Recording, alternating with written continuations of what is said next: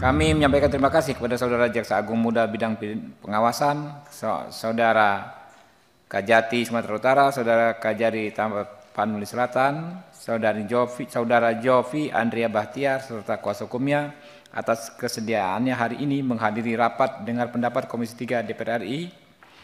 Perkenankan pimpinan menyampaikan agenda rapat yang pertama, penjelasan mengenai kasus yang melibatkan jaksa atas nama Jovi Andrea Bahtiar. Jadi nanti ya Pak Jovi menyampaikan dulu keterangannya bergantian dengan kuasa hukumnya, tapi diringkas Pak, jangan saling mengulang ya. Kalau perlu penegasan saja mungkin Pak Jovi bicara ya. Lalu berikutnya nanti ada penjelasan dari Pak Jamwas ya, Pak Kajati dan Pak Kajari bergantian juga. Tapi tidak saling mengulang Pak, ya, saling menegaskan. Ya, kami ingin mendapatkan persetujuan rapat diakhiri pukul jam 15 ya teman-teman ya. Oke. Nanti kalau ini kita perpanjang ya. Iya, karena kita mau pulang kampung semua nih Pak. Pilkada telah menanti. Ya, ya jadi gini Pak Jamwas, Pak Kajati ya. Pak Kajari, Saudara Jovi ya. Sebenarnya intinya ya kami mengagendakan acara ini adalah niat kami ya, menjaga nama baik institusi Kejaksaan Republik Indonesia. Ya.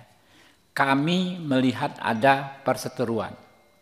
Kami dalam posisi yang objektif, tapi kami khawatir kalau hal-hal seperti ini diselesaikan masing-masing dengan ego. Yang rusak itu adalah nama institusi kejaksaan yang sangat amat kami cintai sebagai mitra. Jadi kami berharap ya, ini bukan sekedar pertemuan formalitas, apalagi kita mau saling gontok-gontokan gagah-gagahan satu sama lain. Kita kalau bisa mencari solusi Pak. Hidup itu enggak sepenuhnya hitam putih ya, apalagi bapak-bapak sama-sama dari Korps Adiaksa. Apa enggak mungkin ada solusi ya yang sifatnya bisa diterima kedua belah pihak, yang win-win atau seperti apa ya. Itu pengantar dari saya.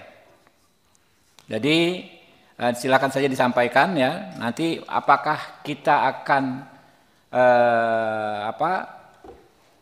rapat hari ini sekali saja ya kan, apakah akan berlanjut dengan rapat-rapat berikutnya, nanti kita lihat perkembangannya, dinamika dari rapat ini.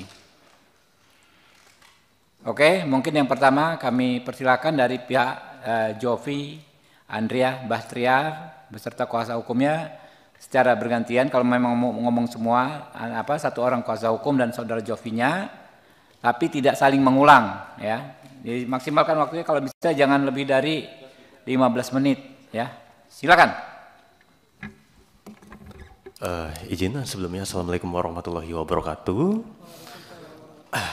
Salam sejahtera bagi kita semua. Terima kasih saya ucapkan kepada para pimpinan Komisi 3 DPR RI yang saya hormati, juga para pimpinan senior serta panutan saya juga di institusi Kejaksaan Republik Indonesia yang pada hari ini berkenan untuk hadir, yaitu ada perwakilan dari Bapak Jaksa Agung Muda Pengawasan, ada Bapak Kepala Kejaksaan Tinggi Sumatera Utara, dan juga ada Bapak Kepala Kejaksaan Negeri Tapanuli Selatan yang baru menjabat sekitar 1 atau 2 minggu ini, menggantikan Ibu Siti Kholijah Harahap yang merupakan adik kandung dari Babul Khoir Harahap yang merupakan wakil ketua Komisi Kejaksaan Republik Indonesia.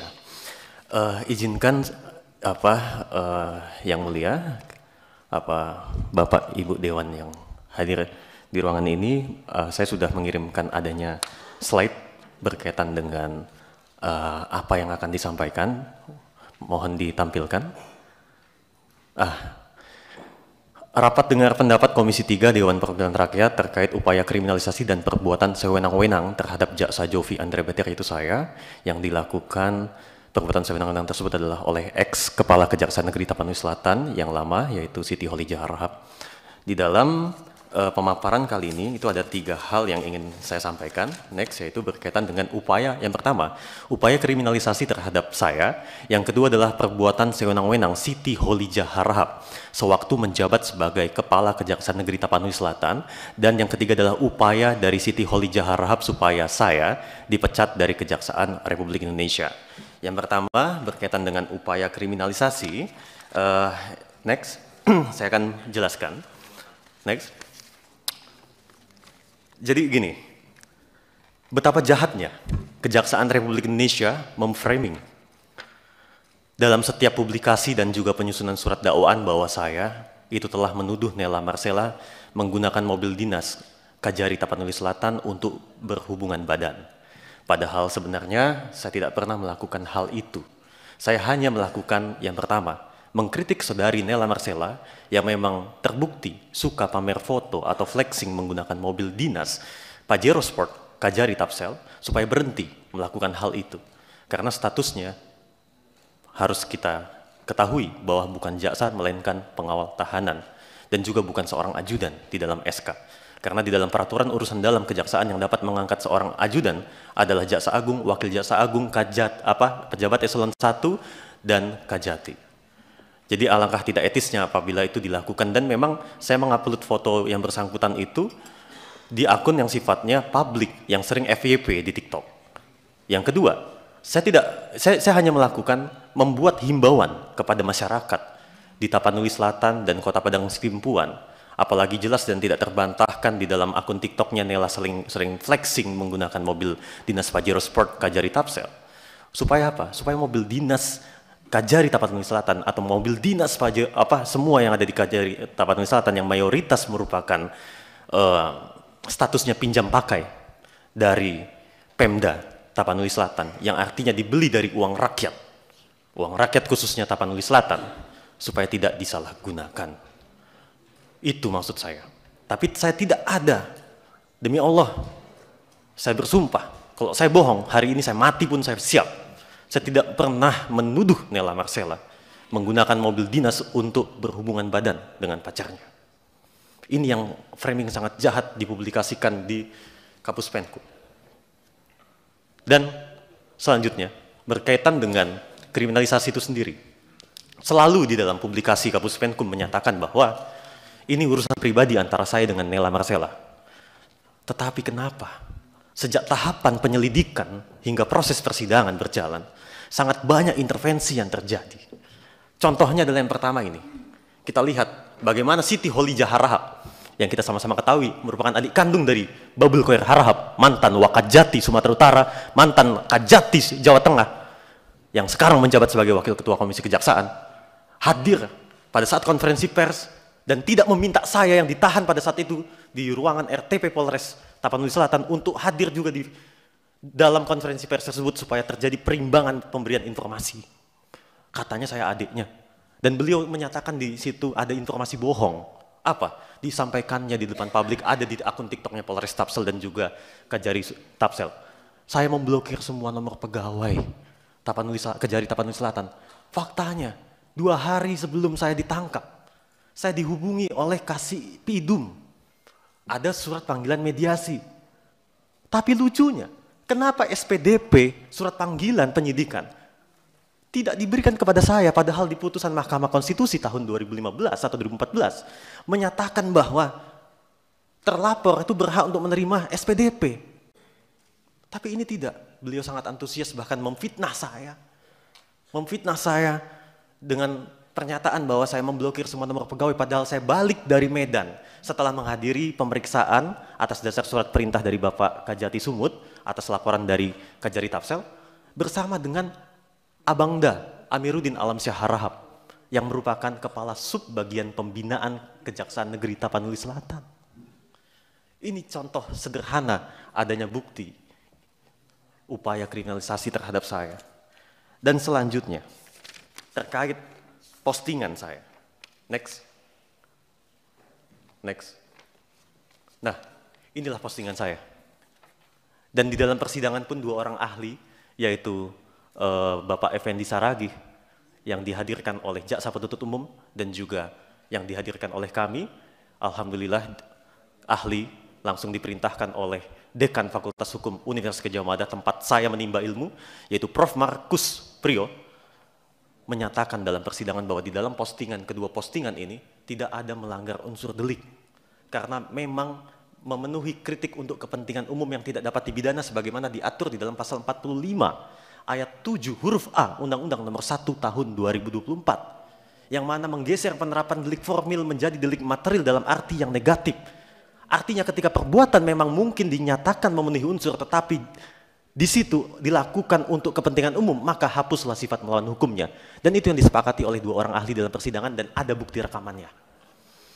Tidak ada kata-kata di situ, mohon maaf, berhubungan badan atau bahasa gaulnya, mohon maaf, ngentot, kentu, tidak ada.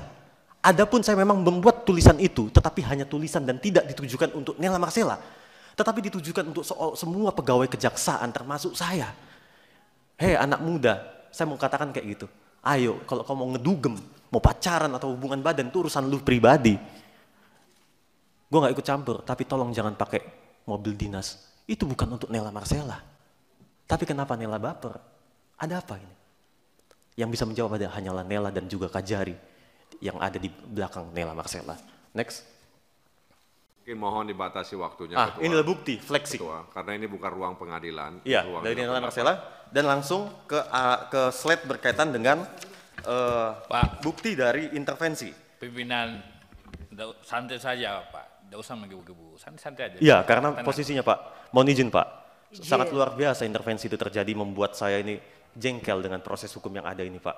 Gini, Ya kan? gini Pak, total tadi Bapak 15 menit bersama Dengan tim PH. dengan tim. Siap. Bagi ini dua ada aja, bagi ada dua proses aja. kriminalisasi yang di slide Pimpinan, sebelum diteruskan, ya. Ya. Saudara Jopi, hormati ruangan ini, bicara yang tenang saja. Siap Bapak. Ya. Tidak kata-katamu. Siap Bapak. Supaya semua mendengarkan ini. Siap Bapak. Tidak, mana yang pantas diucapkan, ucapkan. Yang tidak pantas, jangan diucapkan. Iya, karena ada di postingan itu Pak kata-kata itu Bukan, di sini. Anda Pak, izin. mengatakan itu. Betul. Ingatkan itu, lewat pimpinan, saya ingatkan saudara. Siap Bapak. Siap Bapak. Izin selanjutnya, ini akan dijelaskan oleh tim kuasa hukum berkaitan dengan upaya kriminalisasi sejak tahap penyelidikan. Di slide selanjutnya, next. Di sini. Oke. Silakan kuasa hukum 5 menit. Terima kasih. Assalamualaikum warahmatullahi wabarakatuh. Shalom. Terima kasih kepada pimpinan Komisi 3 DPR RI yang telah memfasilitasi pertemuan ini. Saya ingin menyampaikan beberapa hal terkait dengan kejadian yang kami duga terhadap saudara Jopi, di mana kami rasa memang dikriminalisasi sampai dengan diberikan perlakuan-perlakuan yang kurang layak menurut kami Bapak Ibu. Contohnya kita mempunyai penilaian awal kenapa kasus ini memang sengaja menjadi prioritas dan dikriminalisasi. Yang pertama itu di tanggal 21 bulan Agustus 2024. Saudara Jopi ini dijemput paksa oleh Polres Tapanuli Selatan dan akan ditempatkan di Batalion C Brimob, Mako Brimob. Jadi adanya atensi seakan-akan Jopi ini seorang pelaku yang berhubungan dengan kriminal khusus ataupun aksi-aksi terorisme. Itu di awal. Tapi akan adanya perkembangan pada malam itu juga Bapak Danyon Brimob dari Batalion C menolak untuk dilakukannya penahanan terhadap Jopi sehingga dialihkan di RTP Polres Tapanuli Selatan.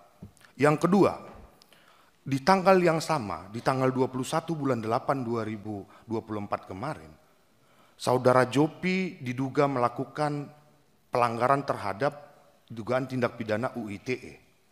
Tetapi yang bersangkutan ini dicari-cari kesalahannya berkaitan dengan tes urin narkotika. Sementara peraturan dalam Perka Polri itu yang berhak untuk memeriksa salah seorang yang bersangkut paut dengan persekutor atau narkotika itu BNN dengan Polri tapi res narkoba. Nah ini anggota reskrim berani menyuruh saudara Jopi itu untuk dites urinnya. Apa kausalitas dari UU ITE berkaitan dengan narkotika? Sangat kejam menurut kami. Jadi sampai dengan tahap penyelidikan, adanya intervensi dari salah seorang oknum dari kejaksaan berbicara terhadap penyidik pada waktu itu JW Pasaribu agar ditambahi pasalnya. Dan kebetulan saudara Jopi ada juga di situ waktu memberikan keterangan. Jadi memang ada mekanisme, ada prosedur yang memang tidak layak menurut kami. Sampai terjadinya penuntutan, di mana kami menghadirkan saksi ada Chad yang ingin memberikan keterangan, membantu terdakwa pada waktu itu. Bahkan ditelepon langsung dari Kejaksaan Tinggi, agar tidak memberikan keterangan itu di ruang persidangan. Ada apa intervensi-intervensi seperti ini? Kita Bapak Ibu mau mencari keadilan. Niat kami juga tidak ingin kita sebagai aparat penegak hukum itu memang saling serang menyerang. Kami hanya rindu melalui Jopi ada orang-orang yang memang betul-betul bisa menjadi warna-warni di kejaksaan untuk penegakan hukum dan kebenaran. Intinya aja Pak, intinya aja. Ya, mekanisme itu Bu, banyak sekali memang yang kami duga, dan setelah yang paling parahnya lagi pimpinan, setelah kita telusuri dari hasil Samsat, bahwasannya slide mobil bisa ditolong ditampilkan, izin. Slide terkait mobil mohon ditampilkan agar terang benderang ini semua. Next, terus next. Dua menit lagi Pak. Baik, Bu. Siap. Next. Ya ini. Siap. Nah, bisa diterangkan sedikit bahwasannya setelah kita lakukan upaya pencarian dan penggalian fakta dari tim kita, bahwasannya mobil BK1918AL ini adalah plat palsu yang digunakan oleh Kejaksaan Negeri Tapanuli Selatan karena kita temui atas nama orang lain, yaitu Sulaiman Ritonga. Jadi di slide berikutnya kalau kita perhatikan itu ada di mobil Innova. Bayangkan sekelas penegak hukum, kita sudah berani melakukan hal-hal seperti ini yang kami duga, ini patut diduga agar menghindari pengisian bahan bakar minyak non-subsidi. Dan terakhir Bu, mohon izin 1 menit lagi. Ini permasalahan absen saudara Jopi yang di luar kausalitas berkenaan tentang dugaan tindak pidana. Jadi patut kita duga sekarang kita telah melaporkan di Polda adanya dugaan illegal akses yang dilakukan oleh Kajari pada waktu itu, di mana saudara Jopi sebagai seorang jaksa kemarin mempunyai kerinduan agar jaksa itu bisa melakukan peninjauan kembali terhadap putusan. Ingin memperbaiki sistem peradilan yang di mana menurutnya jaksa harus memperoleh hak itu. Tetapi dengan berangkatnya Jopi kemarin ke MK, itu absennya dilakukan illegal akses oleh yang kita duga Kajari dengan tim IT dari Kejaksaan Negeri Tapanuli Selatan. Mungkin itu saja. Sedikit tambahan masalah apa yang 29 hari yang sempat Pak, viral. cukup. Oh siap, terima kasih. Ya. Baik, dari Pak Jamwas, Kejaksaan Tinggi Sumatera Utara dan Kejaksaan Negeri Tapanuli Selatan, 20 menit bertiga ya Pak, silakan diatur. Baik, terima kasih pimpinan yang saya hormati. Bapak Ibu anggota Komisi 3 yang sama saya hormati, hadirin sekalian berbahagia.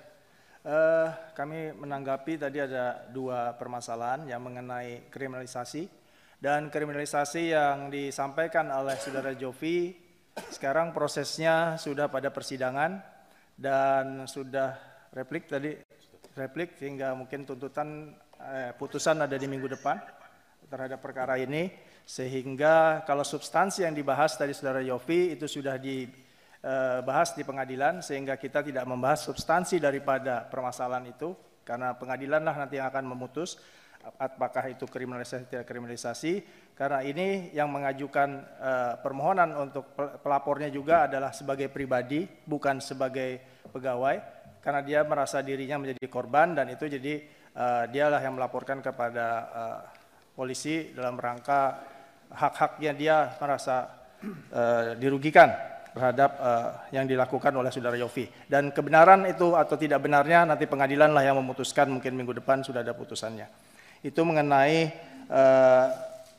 soal kriminalisasi. Sedangkan yang soal 29 hari, memang sudah ada putusan, Jaksa Agung belum memberi keputusan, sudah ada pemberitahuan kepada saudara Jovi bahwa dia akan dijatuhkan hukuman disiplin berupa pemberhentian dengan tidak hormat karena tidak masuk kantor selama 29 hari tanpa alasan sesuai inspeksi kasus yang dilakukan oleh Kejaksaan. khususnya aswas dari Kejati Sumut dan juga sudah disetujui oleh pengawasan Kejaksaan Agung, dan itu sudah disampaikan terhadap keberatan Saudara Yofi terhadap pemberitahuan untuk dijatuhi hukuman pemberhentian dengan tidak hormat karena tidak masuk kantor 29 hari. Dia mengajukan keberatan dan akan mengajukan keberatan itu kepada Majelis Kehormatan Jaksa, sehingga silahkan nanti keberatan-keberatannya disampaikan di Majelis Kehormatan Jaksa, karena itu ada aturannya.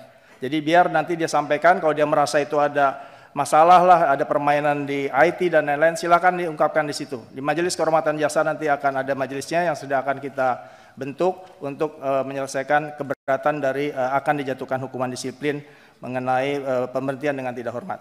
Jadi itu saja mungkin secara garis besar yang dapat saya sampaikan, dan mungkin nanti ada penjelasan dari Pak Kajati mungkin lebih rinci. Silakan Pak Kajati.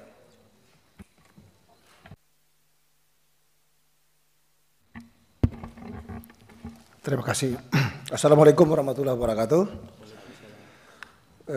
Yang terhormat pimpinan Komisi 3 DPR RI dan yang terhormat semua anggota Komisi 3 DPR RI, yang saya hormati Pak Sesjam, sekarang jadi PLT Jam UAS, Kajari, yang saya hormati si Jopi, Bapak Ibu hadirin sekalian yang saya cinta dan banggakan. Pertama saya mau menanggapi tadi disampaikan oleh pimpinan bahwa ini seperti ada perseteruan. Saya pikir ini sebetulnya tidaklah besar-besar amat, Pak. Bukanlah suatu perseteruan yang sangat serius, karena semuanya kita sudah mengalirkan semua ini secara hukum yang berlaku di negeri ini. Dan kemudian yang perlu saya sampaikan bahwa tambahan saja tadi saya sampaikan oleh Pak PLT Pak Jamwas bahwa intinya sudah masuk semua. Tapi walaupun dibantah sama si Jopi, seperti yang ini dua permasalahan yang dihadapi oleh saudara Jopi saat ini, yaitu pertama karena indisipliner, tidak masuk kantor selama 29 hari, dan seperti tadi yang disampaikan oleh Pak Jamwas PLT bahwa sudah diberitahukan kepada Jopi pada tanggal 15 November 2024 bahwa usulan pemberhentian secara tidak hormat kepada Jopi dan sudah ditandatangani sama Jopi, dan sudah saya laporkan ke Jamwas pada tanggal 18 November 2024 atas isi dari tanggapan Jopi atas usulan tersebut bahwa beliau akan mengajukan keberatan yang nanti akan kita sidangkan di Majelis Kehormatan Jaksa. Kemudian mengenai tadi si Jopi mengatakan bahwa tidak ada kata-kata menghujat, tentu ini jaksanya saya kira ini tidak ada kriminalisasi menurut saya, karena saya juga dilaporkan semua kegiatan dari sana, bahwa tadi ditayangkan, coba sekali juga mau minta ditayangkan tuh yang apa sih isi yang sebenarnya. Jadi tadi saya melihat apa yang ditayangkan oleh saudara Jopi itu sebagian kecil, jadi tidak lengkap gitu. Makanya semua sesuatu itu kita tahu ketika kita tayangkan secara lengkap. Coba lihat di foto-fotonya di sini di dalam dakwaannya, ya. Saya akan singkat-singkat saja, izin. Yang pertama, ya di dakwaan pertama ini si Jopi memang mengatakan bahwa bagi rekan-rekan lembaga swadaya masyarakat atau LSM dan para penggiat anti korupsi di Tapanuli Selatan dan Kota Padang Simpuan, apabila melihat pegawai perempuan yang hanya berstatus tata usaha ini mengendarai mobil dinas Pajero atau Innova Kepala Kejaksaan Negeri untuk pacaran atau keperluan pribadi, tolong dipoto dan kirim ke saya untuk saya laporkan ke Jaksa Agung Muda Pengawasan. Kemudian berikutnya ada lagi kasarnya kalau mau pacaran sekedar ketemu atau malah, maaf Pak ini agak jangan sebut ya, ini sama pacar sekalian itu pakai kendaraan sendiri dan jangan menggunakan kendaraan dinas, apalagi kendaraan dinas pimpinan. Kemudian lagi postingan ketiganya ada yang mengatakan bahwa pacaran apabila mau sampai kira-kira berhubungan badan atau tidak saya sebutkan Pak ya, urusan masing-masing. Namun apabila untuk bertemu pacar alias pacaran menggunakan mobil dinas Kepala Kejaksaan Negeri, maka itu merupakan perbuatan melanggar perintah Jaksa Agung. Nah, di sini kata-kata itu ini yang diambilnya. Jadi ada 6 slide. Mungkin bisa ditayangkan. Nah, di sini, nah ini kan tadi yang ditayangkan sama Saudara Jopi ada 3. Ini sebetulnya ada 6. Nah, itu kata-katanya kita jaksanya mengambil dari apa yang ditayangkan di akun Instagram maupun akun TikToknya punya si Jopi. Jadi tidak ada yang ditambah, tidak ada yang dikurang. Makanya saya juga berharap kepada teman-teman semua, ya, jangan berkomentar dulu sebelum mengetahui secara menyeluruh, sehingga nanti kesimpulannya menjadi salah. Saya informasikan juga bahwa kepada pimpinan bahwa di sini saya lampirkan juga, nanti saya sampaikan ke pimpinan bahwa si Jopi ini dilantik sebagai jaksa pada tanggal 19 September 2023, Pak.